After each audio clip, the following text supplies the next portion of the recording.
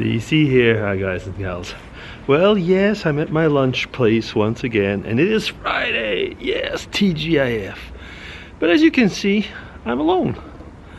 Yeah, nobody seems to be coming. We're supposed to have, I don't know, a crackdown announcement from the government this afternoon, so I don't know if it'll mean a more severe lockdown just before Christmas or what, I don't know. But I'm not here to talk about that right now. It'll be part of the Vlogmas series. Are we the 18th today? I guess we are, aren't we? Yes. Well, now, I thought I'd talk about Christmas cards and Christmas lists. Now, when I was a young boy, of course, this is way before internet times. Some of you might even know, remember what well, actually the ones who are watching this will know what typewriters look like and things like that. But yeah, most of us wrote by hand then. I couldn't do much of that now. I can't even read my own handwriting anymore. Yeah, but you know, we would have a Christmas card list. So my parents did, and you know, it was really a big thing if you all of a sudden forgot somebody on your Christmas card list, or were added to somebody's Christmas card list, or sent Christmas cards but didn't get them in return. Yeah. As kids, I mean, we used to have these Valentine card things. Those of you of my age and from North America would know what I'm talking about. But Christmas cards, yeah, that was mostly a parent thing. Because the Valentines, you know, we'd give them out by hand, things like that. But the Christmas cards, you know, you had to buy the cards, pay the postage. Now, of course, there was no comparison with today's world. At least I say that in a way. But cards, if you're in Europe, for example, Christmas cards cost a fortune. And I know you're probably going to say they're not cheap over in Canada and the States, but you've not bought cards here. Yeah, anyway, so that was a big thing, the Christmas cards and the lists.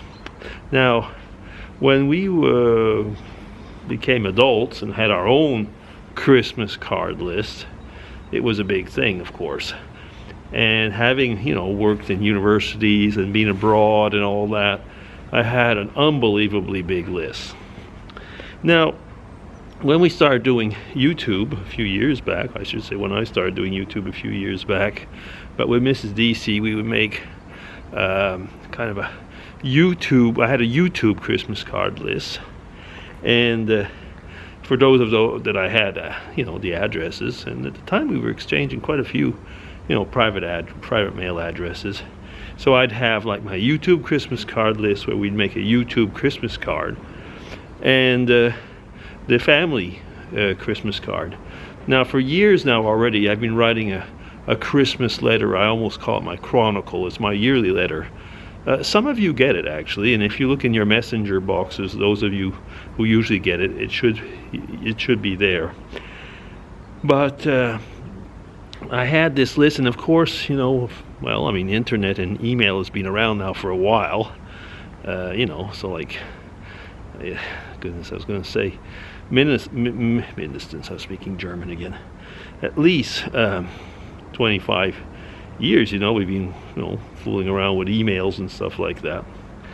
But I was sending out an enormous, I still do, an enormous amount by email or electronic. I mean, we really don't send that many actual cards anymore. I don't send cards anymore. I just fold up my Christmas letter, which I write both in English and in French.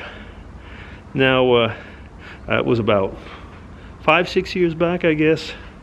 I wrote a preface on the email, not on the actual Christmas letter, saying to a lot of the people, if you don't make a sign, you know, acknowledging at least you've received a letter, I'm not sending it anymore. And I remember maybe one person or two, you know, answered. Very few. Well, I didn't actually go so far as remove everybody from the list, but I did remove quite a few. Actually, I pruned the list quite a bit. And then I remember, like a few years after, meeting somebody and said, What did I do to you? Why didn't I get your Christmas? I haven't been getting your Christmas letter for the last few years. And I said, well, don't you remember me asking if you would, if you still wanted to answer back? And the person said sheepishly, yeah, but I didn't think that you'd do it. Well, I did. Anyway, so then he said, can I have it again, please, please, please? Well, I did. But there are a few people, old friends, and I say it like that, that never bothered. And I thought, well, too bad. And still never received a message from people.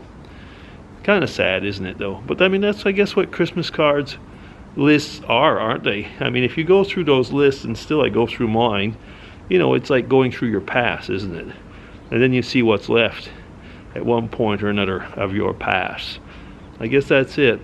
Now, when I go through my Christmas card list, actually, I was going over it this year, and I was realizing one of the reasons that I used to send quite a few cards, or I would say my letters, per post was it was the elderly people that didn't have internet or didn't have emails. And sadly, I realized that one of the reasons I'm not sending those things by post anymore is that, well, they've all passed away. Most of them are gone.